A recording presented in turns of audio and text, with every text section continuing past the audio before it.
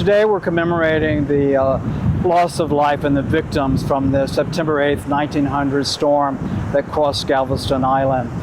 Reports are that at minimum 6,000 people perished. Some historians say 8,000, others say 12,000. But the loss of life is still the largest loss of human life of any natural disaster in American history. So that's an incredibly important part of the story of the storm, even though there's great parts of recovery and response that are also significant for the 1900 storm. At this ceremony, we've asked some of our religious leaders in the community to come forward and say a few words. We have representatives of several, as well as some Sisters of Charity of Incarnate Word. The sisters' story at their orphanage, where 90 orphans were killed and 10 nuns, is a really powerful story and part of the 1900 storm legacy and legend. Our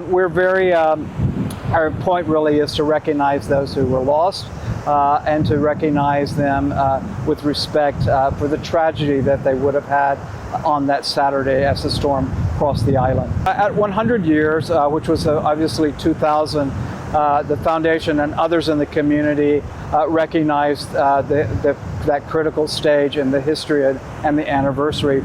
And others at that point recognized from the religious community what the impact was.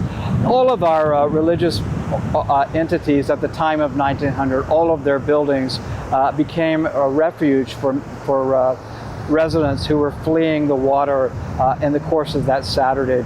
So it's appropriate for a number of them to come together and honor both those of their fellowships who passed away, but also that they have provided some hope and sanctuary for those who survived. And after the hurricane, the churches as well as the community leaders came together immediately the next day, September 9th, to look for ways in order to rebuild, recover, protect the island in the future, and to honor all those who had died. So there have been lots of hurricanes in Galveston's history and in Texas history and in the nation's history. Those were not unusual events. Certainly in more recent years, we've had very tragic events all across the Gulf and across the southeastern states. But the 1900 storm was a pivotal point for many of us in our communities because it really was a time where we were not prepared. The Weather Service, while they were trying to communicate, did not have the ability to communicate early enough for people to evacuate the island. So today those experiences are a little bit better, we hope, than what they were in 1900.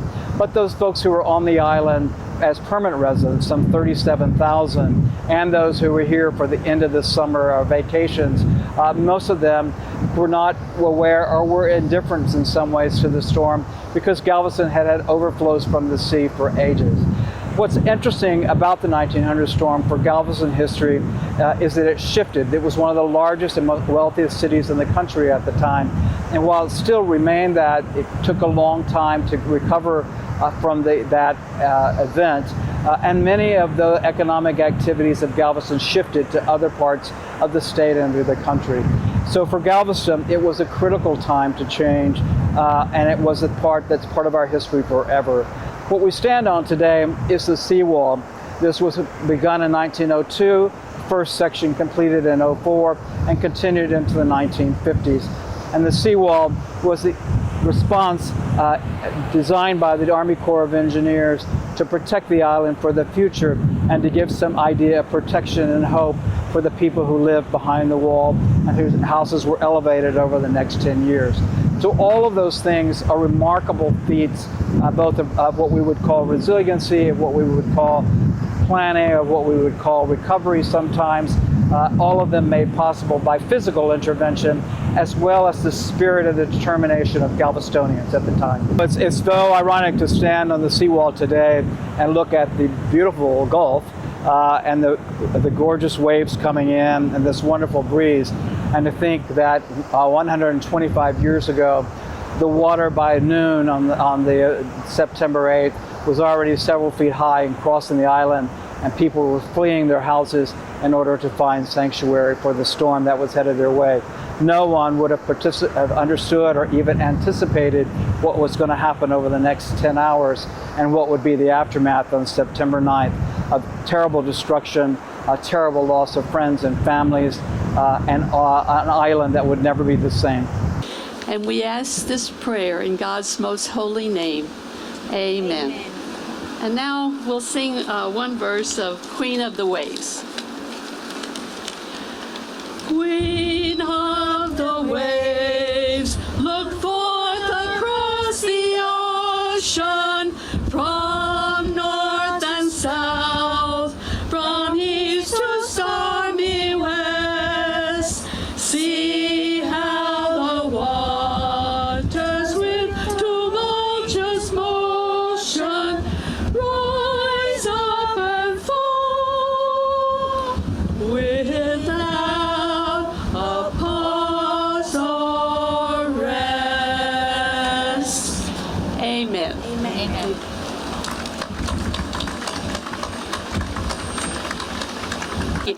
It's good for you to know where the hymn came from.